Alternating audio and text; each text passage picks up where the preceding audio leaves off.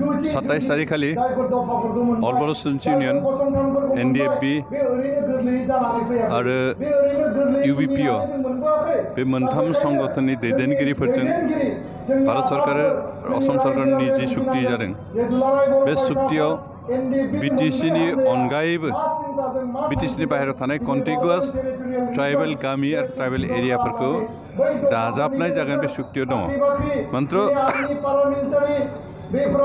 बबे ओनसोलखौ बबे ओनसोलहालागै सोनाय जागोन बेखौ डाइरेक्टलि नाम मेनसन खालामाखै आरो जों असम सरकारनि दैदेनगिरिफोरजों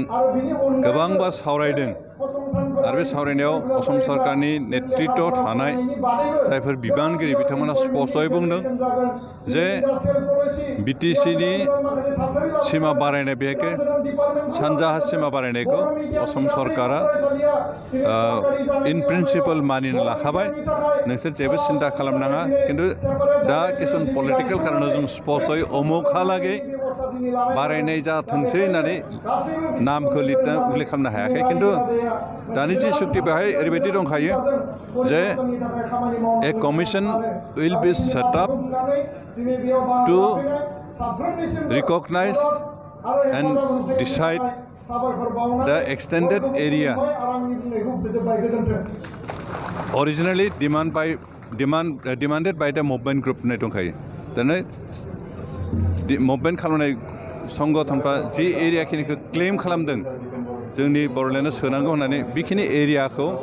नायबिजिरनानै डिसिसन लानो थाखाय कमिसन दानाय जाबाय होननानै जेरावहाय स्पष्ट लिरनाय दं बेबायदि हिसाबै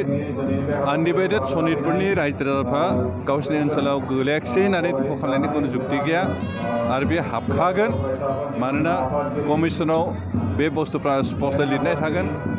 आरो दिनै असम सरकारनि दैदेनगिरिफ्रा बेखौ स्पष्टयै एसुरेन्स होदों जे बेखिनि ओनसोलाव हाबगोन दा बेनिखायनो जों खावलायदों जे सनितपुर जिल्ला आरो आथिखालनि बिश्वनाथ जिल्लानि जाय कन्टिगुवास एरियायाव थानाय बिटिसिजों नांजाबनानै जिखिनि कन्टिगुवास एरियायाव रायजो जानाय ट्राइबेल गामिफोर बिथांमोना खुनु दिन थालांनाय नङा गासैबो बड'लेण्डआव हाबगोन बिटिआरआव हाबगोन बेनिखायनो बिथांमोना जाहाथे भुल बुजिया बिथांमोना जाहाथे नार्भास जाया बिथांमोना जाहाथे बे बाथ्राखौ बुजिनो नाजायो खारन किसुमान खामानिखौ स्पष्टयै खुला खुलि बुंनोबो हाया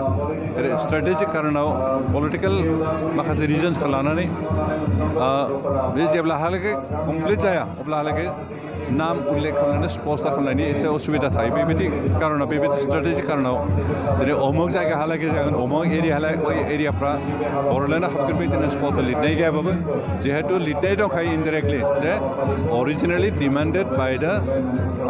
मुभमेन्ट ग्रुप बेखिनि एरिया हाबगोन होननानै जिहेतु लिरनाय दंखायो बेनिखायनो बिथांमोना सिन्था खालामनो दरकार गैया आं खावलायदों बिथांमोना नार्भास दाजाथों